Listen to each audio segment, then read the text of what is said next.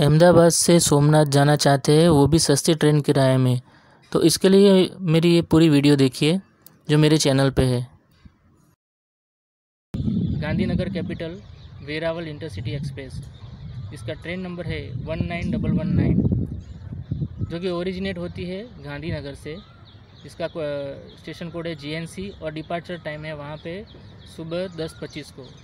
ये train daily निकलती है गांधीनगर से वेरावल के लिए, और ये इसमें आप टिकट ले सकते हैं। मैंने अभी जनरल का जो टिकट लिया है वो यहाँ से आमली रोड से वेरावल का है 145, और मैं कैसे जा रहा हूँ तो ये जर्नी देखने के लिए मेरे इस वीडियो को आप देखते रहिएगा।